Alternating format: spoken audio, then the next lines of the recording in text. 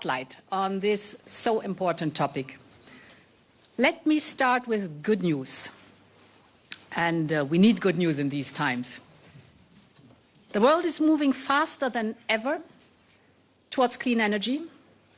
Last year alone, global spending on clean energy hit a record of $2 trillion. For every dollar invested in fossil fuels, you had $2 invested in renewable energy.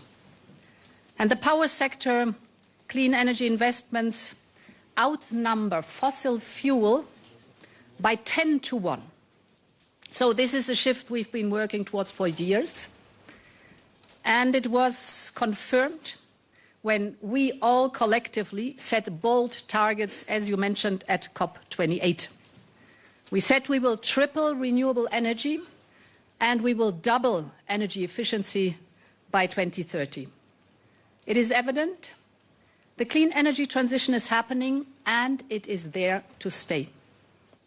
And this is not only good news for the planet, this is also good news for innovation. It is good news for energy independence because this is homegrown energy, so it creates good jobs at home. It's good for the economic competitiveness, and last but certainly not least, it lowers energy bills, so it's good for households and businesses. Now, despite this progress, two big challenges I want to address. First, not everyone is part of this global clean energy transition. If you look at the African continent, for example, it is a continent with huge potential, as we all know, holding 60% of the world's best solar resources.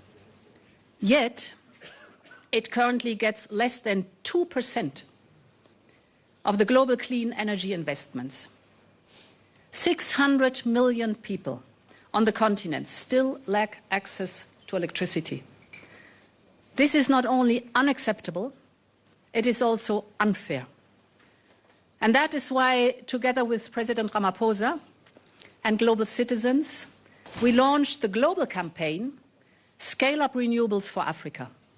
The goal is very simple: bring clean energy to the communities that need it most, not only in Africa, but across the globe.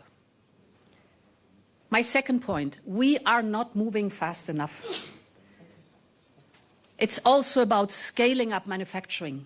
Every region must be able to produce the technologies it needs. It's about grids, building or upgrading 25 million kilometers of them by 2030. It's about storage, developing the capacity to keep the lights on if the wind is not blowing or the sun is not shining. All this demands massive investments. And no company, no country, and no region can do this alone. We must work together, and we must act now. And this is why today we launch the Global Energy Transition Forum. We're bringing together partners from all over the world, from Brazil to the UK, the United Arab Emirates, to Kenya, South Africa, Canada, and many others, and many more to come. We have set ourselves three goals. First, we have to sustain the momentum of our historic global energy agreement. So these global energy targets must find their way in the next wave of nationally determined contributions, the famous NDCs.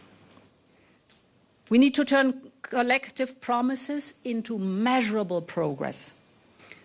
So let me give you an example. In Europe, for example, we've raised our renewable target for 2030 to over 42%.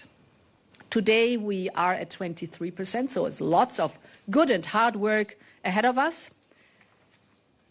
For example, if you take electricity in the European Union, 50% of our electricity now comes from renewables.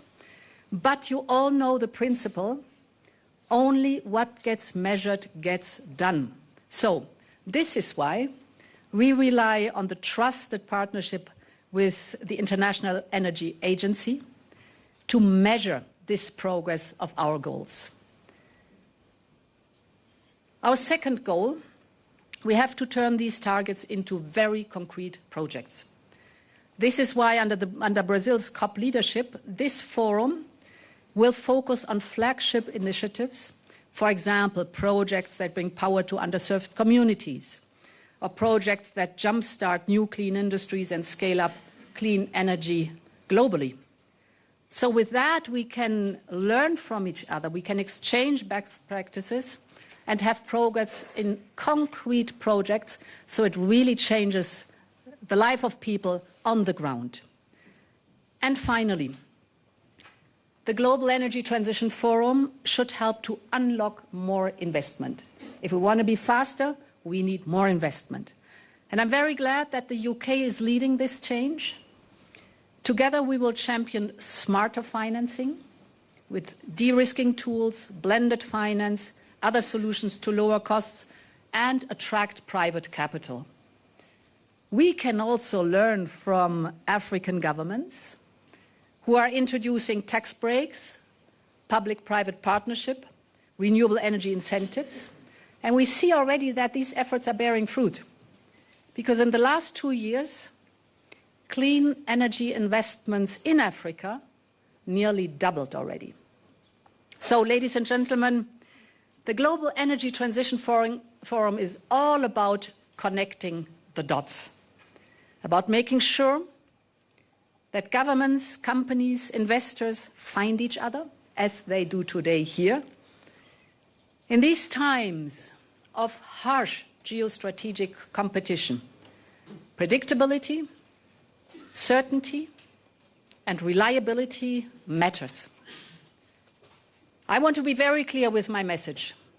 Europe stays the course, and we stand ready to work with all global actors to accelerate the transition to clean energy. Thank you very much.